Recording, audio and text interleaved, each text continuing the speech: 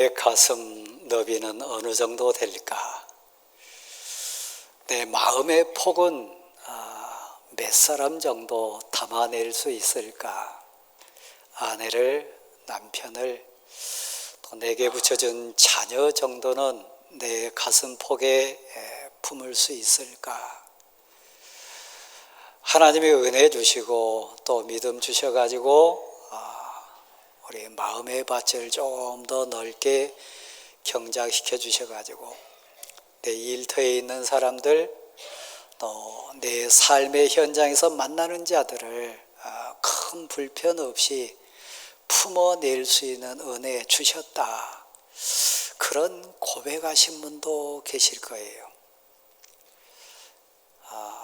마음의 여유가 없으면, 믿음의 폭이 좁으면 부대끼며 사는 모두는 힘들어합니다. 이리 지키고 저리 부대끼면서 생채기가 나기도 하고 상처 때문에 피 흘리기도 합니다. 그런 의미에 사랑하는 성도 여러분, 가족 앞에, 믿음의 가족된 성도 앞에 여러분의 가슴의 폭, 여러분의 마음의 너비는 어느 정도인지 한번 봤으면 좋겠습니다. 오늘 본문은 초대교회가 배경이 된 말씀입니다. 그러니까 이 시대에 대한 그 배경에서 나온 게 아니고 우리가 그렇게 소원하고 많이 고백하는 초대교회 상황에서 이루어진 아픈 현실의 모습이라고 하는 걸 전제합니다. 이 야고보서를 우리에게 기록해낸 저자는 예수님의 육신의 친동생입니다. 야고보 사도입니다. 그러니까 여러분, 육신적인 관점에서 보면 이 야고보는 얼마든지 들릴 수 있고 자기 자신을 막 자랑할 수 있고 한없이 예수님의 능력과 은혜와 예수님의 사역이 자기 것인 양 자랑할 수 있는 위치에 있는 사람이 예수님의 친동생이었습니다. 근데 오늘 흐름 여러분이 아시잖아요. 겸손해라, 낮은 자가 되라, 참된 믿음으로 행함이 있는 그런 참 믿음을 소유한 자가 되라. 우리가 얼러 생각하는 그런 가치하고는 너무 차원이 다른 생명의 말씀이 오늘 이 본문의 내용입니다. 그 대표적인 주제가 1절부터 13절 가는 과정 속에 좀 아프고 어떤 면에서는 민감한 주제지만 차별이라고 하는 겁니다. 또 하나는 판단하는 그런 심판자가 되는 겁니다. 저도 육신 속에 살고 여러분도 다 육신을 갖고 삽니다. 가정으로 돌아가 보면 부모가 돼서 자녀 앞에 서기도 하고 또 잊을 수 없는 사랑의 대상이 된 부모 앞에 자녀로 우리가 서게 됩니다. 저도 그렇습니다만은 예부터 우리 어르신들이 많이 들려주셨던 삶의 지혜의 말씀 가운데 하나는 편은 익으면 익을수록 고개를 숙인다. 그런 얘기 많이 들려주셨고요. 또 아프고 엄한 꾸중과 책망의 말씀으로 주신 얘기도 있습니다. 빈 깡통은 요란하다. 틀린 말 아닙니다. 근데 살다 보면 우리는 가족 앞에서도 심지어는 자녀와 부모 앞에 있을 때도 우리의 한계를 극복하지 못해요. 어쩔 수 없는 인생이에요. 저도 그렇고 여러분도 그렇고 예배당 안에 앉아 계시지만 어쩔 수 없는 한계가 분명한 인생 우리입니다. 좀 된 것 같으면 교만하고, 좀 가진 것 같으면 자랑하고, 좀 서운하면 격한 말로 불평을 내놓는 것이 우리의 현실입니다. 그런 세상적인 가치 앞에 섰을 때 실제로 야고보서 1장부터 5장까지 가는 동안에 삶의 교훈으로 살아있는 믿음은 무엇이고 참된 믿음이 뭐냐, 사람을 감동시키고 자기 자신을 온전케 할 뿐만 아니라 세상을 이겨내는 그 살아있는 진짜 믿음이 뭐냐, 능력으로 역사하고 그리고 죄를 이기고 유혹을 이겨내고 자기 자신을 극복할 수 있는 그 진실된 그 믿음이 뭐냐, 이것은 초대교회 상황뿐만 아니라 우리 대광교회 사역 현장에서 삶의 현장에서 같이 공유하면서 좀 아프지만 좀 괴롭지만 우리가 극복해야 될 주제이기도 합니다. 누가 차별하나요? 누가 판단하나요? 모두 다요. 그런데 성숙함의 단계에 따라 다릅니다. 미숙하면 미숙할수록 더 아프게 하고 더 많은 상처를 주게 되어 있습니다. 성숙하면 성숙할수록 따뜻함과 인자함과 자비함 가운데 나와 관련된 사람들 앞에 섰을 때 차별하거나 판단하는 자가 아니라 돕는 자가 되기도 하고 위로자가 되기도 합니다. 그러면서 사랑하는 대광교회 성도 여러분, 여러분의 신앙의 성숙도, 인생의 성숙도, 삶의 체계성은 어느 수준인지 스스로가 한번 점검해 봤으면 좋겠습니다. 그 어떤 사람에게 돈을 맡겨보면 그의 성숙도를 알 수 있다. 환경을 이렇게 쥐어줘 보면 그의 인격 수준 알 수 있다. 또 사랑 한번 겪어보면 그의 마음 깊이를 알 수 있다. 다양하게 얘기합니다. 자, 우리가 누굽니까? 오늘 1절부터 시작되는 말씀 흐름 따라가 보면 이렇게 규정을 합니다. 우리는 영광의 주, 곧 하나님을 믿을 수 있는 그 믿음을 선물로 받은 사람이다.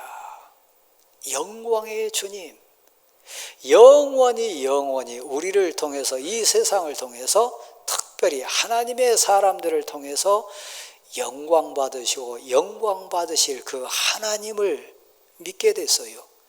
믿음이라고 하는 선물을 받았어요. 그래서 영광의 보좌가 보일 뿐만 아니라 영광의 주님이 나를 통해서 어떻게 역사하시는지, 내 인생을 통해서 어떻게 하나님의 뜻을 이루어 가시고 하나님 나라를 내 삶의 현장에 이루어 가신지를 체험하며 사는 하나님의 사람들이 곧 우리 나라고 하는 얘기입니다.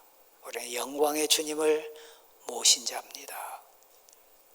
이 세상 가치에 눈을 뺏기거나 이 세상 환경에 마음을 뺏길 인생이 아니고요, 영광의 주를 바라보면서 그분 앞에 나아가는 자들이 하나님의 아들과 딸로 부름받은 우리입니다. 하나님이 우리에게 가장 아름다운 이름을 주셨다. 그 이름이 우리 마음속에 있어요. 그 이름이 역사해요. 그 이름은 너무 아름다워서 그 이름 붙들고 그 이름에 소원을 가지고 가는 우리 인생도 아름답게 해주세요. 기도라고 하는 과정, 때마다 시마다 양식으로 우리를 역사시키시는 하나님의 말씀, 그 역사하는 능력이 있어요. 희한해요. 신비해요. 찬송의 능력뿐만 아니라 천군 천사로 여러분을 보호하세요. 용서하고 들어보실래요? 저는 초등학교 6학년 때 또 4학년부터 이렇게 3년 동안 고전 읽기 선수가 돼가지고 고전 읽기 하는 과정을 제가 학교 대표로 한번 참여해 본 경우 있습니다.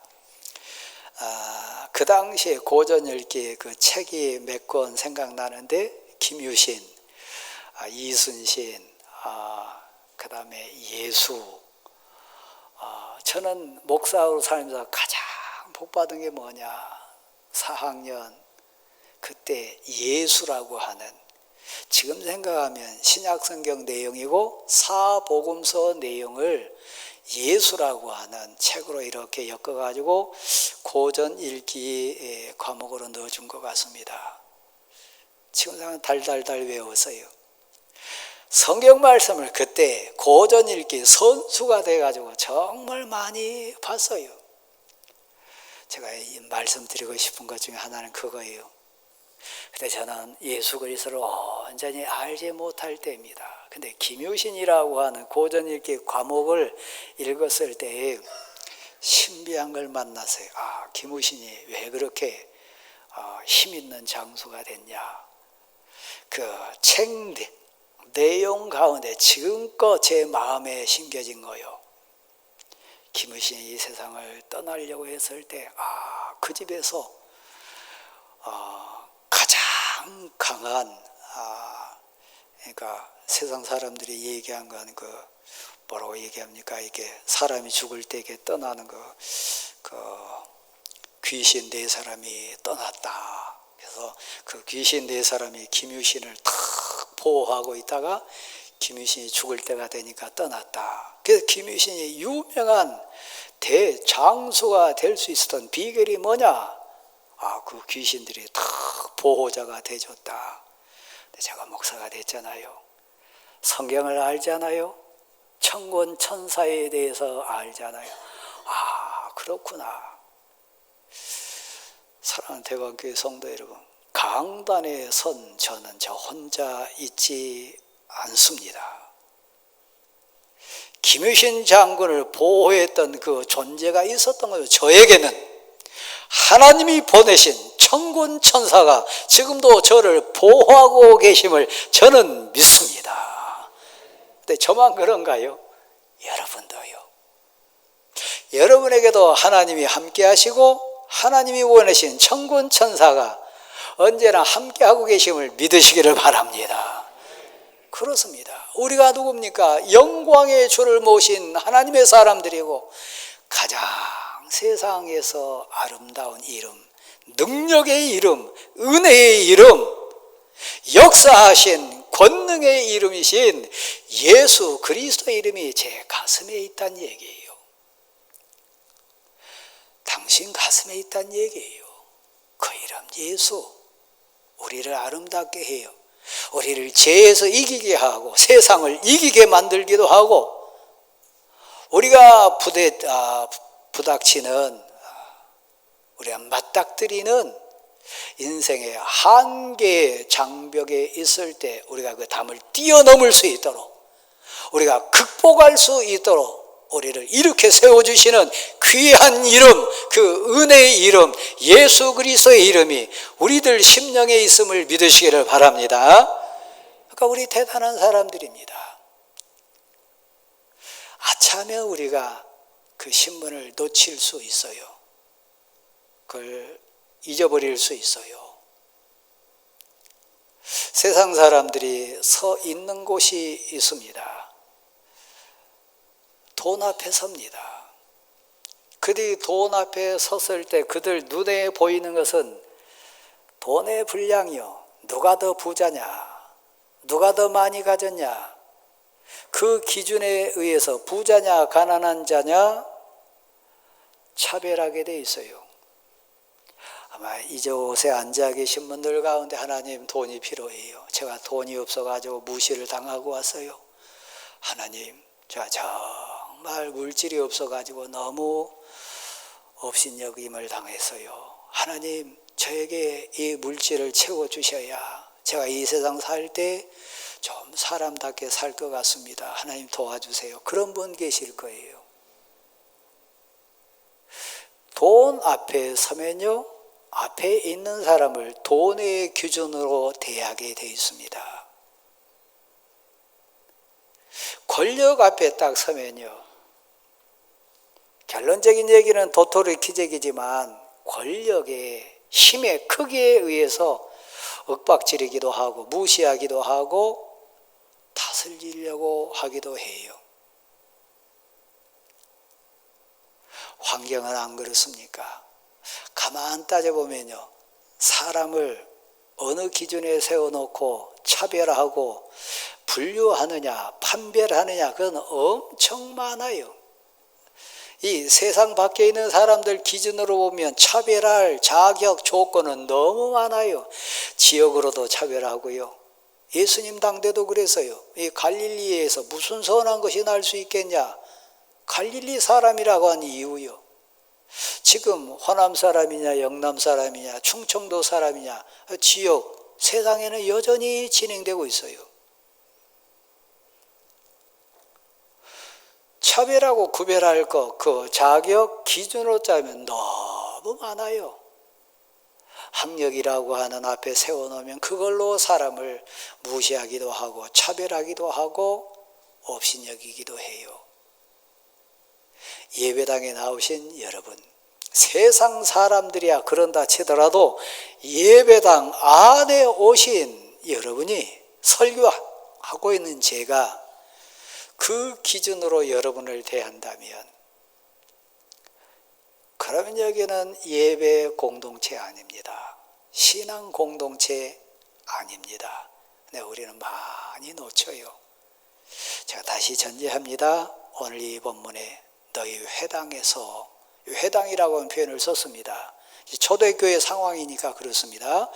그러면 오늘 우리 표현을 이렇게 갖고 오면 너희 예배당 안에 들어올 때 그 얘기하고 똑같습니다. 금가락지를 끼고 탁 그냥 외모만 봐도 아, 저 사람 부자다 표 납니까 안 납니까? 형색만 봐도 아, 저 사람 좀 이 세상에 살 때 힘께나 쓰는 사람이다 표 납니까 안 납니까? 꼭 제복을 입히지 않아도 어떤 회사 기준 이름표를 달아놓지 않아도 표나게 돼 있어요. 회당에 금가락지를 끼고 아름다운 옷을 입고 들어오는 자가 들어올 때 너의 반응과 남루하고 헐벗은 행색으로 예배당 안에 들어올 때 너의 대하는 태도가 다르다. 세상 사람 얘기하는 거 아닙니다. 예배당 안에 대한 이야기입니다. 왜 그렇게 될까요? 저도 그런 얘기를 많이 듣습니다. 대왕교회 성도 여러분에게 그런 얘기를 참 많이 듣습니다. 목사님, 왜 차별합니까? 왜 달리 대합니까? 저는 생각지도 못했는데 그런 얘기 들을 때가 종종 있어요. 아마 여러분 가운데도 그럴 거요. 저는 저희 딸에게도 그런 얘기를 들어봤습니다. 아빠, 왜 나만 그래요? 오빠한테는 왜 그러고 동생한테는 왜 그래? 왜 나한테만 그래요? 그런 얘기도 들어본 적이 있습니다. 여러분도 그럴 거예요. 왜 오빠만 좋아하고 왜 동생한테만 그러고 형한테만 그래요? 그런 얘기 들어볼 거예요. 인생이라고 하는 옷을 입고 있기 때문에 이건 피할 수가 없습니다. 아무리 노력해도 아무리 발버둥 쳐도 어쩔 수 없는 우리의 한계가 있습니다. 언제 차별하나요? 언제 판별하나요? 이유는 딱 하나입니다. 십자가 앞에 서지 않으면, 십자가 앞에 서로 서 있지 않으면 우리는 인생이기 때문에 어쩔 수 없이 차별할 수밖에 없어요. 안 그런다고 난 그런데 나도 모르게 편하게 돼 있어요. 그래서 은혜가 필요하고요. 그래서 믿음의 능력이 필요하고요. 그래서 하나님께 하나님 도와주세요. 제게 믿음의 능력을, 믿음의 은혜를 온전히 하나님의 사랑으로만 대할 수 있는 힘을 제게 주세요. 기도할 수밖에 없는 이유가 그것입니다. 심지어 여러분, 같은 어머니, 같은 아버지 아래에 있는 아들과 딸도 왜 차별하냐고 그런다니까요. 그래서 제가 놀래가지고 제 딸한테 그랬어요. 언제 내가 그랬냐? 언제 내가 그랬냐? 그 얘기는 제가 의식적으로 차별하지 않았다는 얘기입니다. 근데 받아들이는 사람의 입장에서는 분명히 그렇게 느꼈다는 거예요. 여러분의 성숙함, 여러분의 미숙함, 믿음이라고 하는 가치를 덧입어 가지고 우리가 한번 생각해 봐야 할 부분입니다. 십자가 앞에서 영광의 주님을, 영원한 생명 주신 하나님을, 내 죄와 내 허물을 용서해 주신 하나님 앞에 눈물 콧물 쏟으면서 회개하는 그 순간에 언제 외모 따지고 언제 다른 거 비교할 겨를이 있습니까? 날 구해 주신, 날 용서해 주신, 나를 살려주신 예수님 은혜 앞에 내가 서 있으면 감사할 뿐입니다. 죽을 수밖에 없었는데 은혜입니다. 이 고백하다 보면 그 고백으로 옆 사람을 보고 앞 사람을 보고 주위를 볼 수 있다는 얘기입니다. 그런데 실제적인 거 아닙니까? 여러분이 대관교회 오셨을 때 교회는 여러분을 혹시 차등하지 않던가요? 여러분을 업신여기지는 않던가요? 왜 이렇게 나를 대하나 서운하지는 않던가요? 많이 느끼셨을 거예요. 왜냐하면 공동체니까요. 우리 다 온전한 인생이 아니니까요. 그걸 극복해가는 게 뭡니까? 십자가 앞에서 주님을 붙드는 거예요. 여러분이 재난영화 보셨을 거예요. 막 밀려오는 파도 앞에서나 막 위에서 쏟아내려지는 눈사태 앞에서나 그 극한 자연 재난 앞에서 섰을 때 그때 무슨 박사학위가 중요하고 그때 부자가 어디 있고 가난한 사람이 어디 있습니까? 본질에 다가가는 순간 아닙니까? 우리 십자가 앞에 가면 우리가 자랑하고 우리가 판별하고 우리가 차별하는 모든 것은 그럴 시간이 없습니다. 사랑하는 대관교회 성도 여러분, 오늘 본문은 너희끼리 왜 차별하느냐? 차별한 이유는 그겁니다. 너가 내 형제를 내 몸과 같이 사랑하지 않았기 때문이라. 그런 표현합니다. 제가 해주겠습니다. 여기 혹시 관련된 분 계시면 용서하고 들으십시오. 우리 집에 아들이 둘이고 셋 있고 넷 있다면 그 중에 약한 아들과 딸을 더 마음 씁니까? 더 강한 자에게, 더 온전한 아들과 딸에게 더 사랑을 많이 줍니까? 대부분 부모, 정상적인 부모라면 아픈 아들이 있다면, 실패한 딸이 있다면, 장애 요소가 있거나 좀 부족한 자녀가 있다면 부모는 평생 가슴에 안고 같이 웁니다. 그게 하나님의 마음이고 신앙의 가치입니다. 긍휼히 여기는 거요. 제가 일부 예배 때 그랬습니다. 제가 아들, 딸 셋을 낳았습니다. 네, 성가대에 앉은 대원 중에 둘만 놓으신 분이 있었어요. 저는 아들도 있고 딸도 있습니다. 아버지가 돼보고 어머니가 돼보기 전에는 아버지의 마음, 어머니의 마음을 알 수 있습니까? 제가 셋 키워보니까요. 둘 놓고 키우신 분들은 셋 키운 사람 사실 그럴 거다 그런 생각이 있지만 이해 못합니다. 여기 진짜 가난하게 살아본 분 아니라면 가난해서 서럽고 눈물 흘린 것 모르실 거예요. 여기 부자로 살지 않는 분 계시다면 부자들의 애환과 부자들이 겪어야 될 그 애절한 절박함 이해 못하실 거예요. 여기 사장님으로 계신 분들, 사원들이 여러분 마음 다 이해 못합니다. 사원으로 계신 여러분 다릅니다. 여러분이 정말 아파보세요. 아파보지 않고는요 그 상황을 내가 온전히 이해 못합니다. 어찌하여 형제를 판별하느냐. 내가 심판자가 되는 겁니다.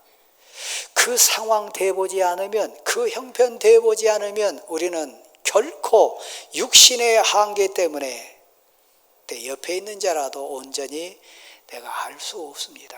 그 상황에 내가 떨어져 보지 않으면 결코 그 누구도 온전한 이해자가 될 수 없습니다. 그런 의미에서 오늘 이 본문을 가보십시다. 어찌하여 판별하느냐? 어찌하여 너가 심판자가 되려고 하느냐? 내 기준으로 사람을 막 재단해요. 내 수준으로 막 말해요. 내 상황으로 앞집 사람, 옆집 사람, 옆에 있는 성도를 막 판별해요. 이건 미숙함입니다. 고린도 교회 앞에 있는 성도를 대할 때 이런 표현을 써요. 내게 모든 것이 가하나, 내가 모든 것을 할 수 있으나, 내게 그런 능력이 있으나 나 할 수 있지만 그렇게 하지 않아요. 이게 덕을 세울까? 이게 은혜로울까? 이게 유익하게 할까? 성숙한 사람일수록 내게 모든 것이 가하나 내 앞에 있는 사람을 배려해요. 나에게 그런 힘이 있으나 그 힘 갖고 칼 뽑지 않아요. 앞사람을 배려하는 거예요. 나 그렇게 말할 수 있고 나 그렇게 처리할 수 있으나 덕을 세우는 건가? 진짜 유익한가? 그리고 많은 사람을 세우는 건가? 성숙함에 의해서 보는 거예요. 여러분을 다 이해합니까? 여러분을 다 있는 모습 그대로 받아줍니까? 그래서 이 표현이 오늘 본문에 있습니다. 판별할 수 있는, 내가 심판자 될 수 있는 것을 이기는 비결이 오늘 본문 속에 귀한 용어로 나와 있습니다. 한번 받아실래요? 긍휼히 여기라. 긍휼히 여기는 것은요, 저 높고 높은 위치에 있는 이 임금이 저 낮고 낮은 상태에 있는 하인에게 사랑을 베푸는 그 용어가 긍휼입니다. 그러니까 신학 용어로 가지고 오면 만왕의 왕이신 하나님이 죄인 되어가지고 죽을 수밖에 없는 나를 용서하신 그 마음이 긍휼입니다. 제가 지금 60대 목사입니다. 부끄러운 고백이지만 성도들 때문에 상처 많이 받았어요. 성도들과 더불어 살면서 어떨 때는 하도 힘들 때는 그런 얘기도 해봤어요. 여러분, 아이만 상처받는 게 아닙니다. 어른도 상처받습니다. 아들, 딸만 상처받는 게 아니고 아들, 딸 때문에 엄마, 아빠도 상처받습니다. 성도만 상처받는 거 아닙니다. 목사도 상처 많이 받습니다. 하도 힘들고 아파서 그런 얘기 해본 적도 있어요. 근데 제가 60대 목사가 됐잖아요. 그래서 느끼는 거예요. 그걸 극복할 수 있었던 비결이요. 불쌍히 여기자. 몰라서 그런다.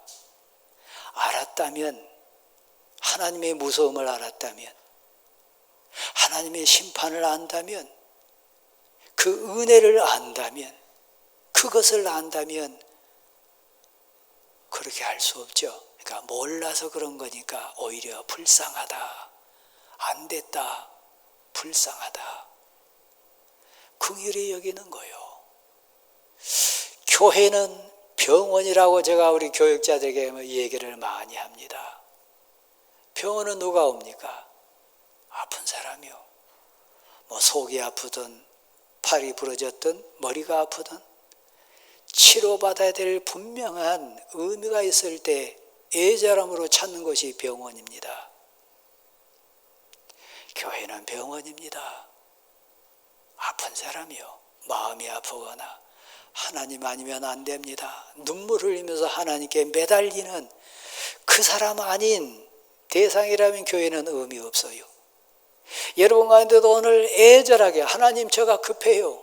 하나님 저를 불쌍히 여겨주세요. 하나님 도와주세요. 하나님 힘을 주세요. 하나님 해결해 주세요. 하나님 저를 막아주세요. 애절함이 있는 그 절박함 속에 찾아 나온 것이 교회입니다. 그 기도가 지나고요. 그 간구가 애절할 수 있어요. 교회는 병원입니다. 아픈 사람이요. 와서 치료받고 의사 대신 예수 그리스도를 만나는 곳이요. 그러니까 교회는 온전한 인생들이 온 곳이 아닙니다. 그래서 옆 사람을 볼 때요, 불쌍해요. 안 됐어요. 얼마나 아플까? 얼마나 힘들까? 하나님 도와주세요. 저 집 도와주세요. 저 인생 힘주세요. 하나님 아니면 안 돼요. 그러니까 하나님 도와주세요. 애절함으로 오는 각자 옆에 있는 사람을 불쌍히 여기는 마음이요. 긍휼히 여기는 거예요. 한번 받아주실래요? 긍휼은 심판을 이깁니다. 긍휼히 여기는 마음은요, 판별하는 마음을 이겨요. 긍휼히 여기는 마음은요, 차별하고 비난하는 마음을 이겨내는 힘이요. 우리 힘으로는 안 됩니다. 하나님 제게 은혜를 주셔서 사랑할 수 있는 힘을 주시고 용서할 수 있는 힘을 주시고 하나님 제게 믿음을 더해 주셔서 판별자가 아니라 불쌍히 여기는 자가 되게 도와주시고 하나님 도와주세요. 그 은혜의 공동체가 교회의 공동체인 거 믿으시기를 바랍니다. 사랑하는 성도 여러분, 우리는 다 부족해요. 우리는 다 온전치 않아요. 다만 성숙함을 사모하면서 좀 더 성숙하기를, 좀 더 하나님의 믿음의 능력으로 이겨낼 수 있기를, 한 사람이라도 더 품어낼 수 있기를 하나님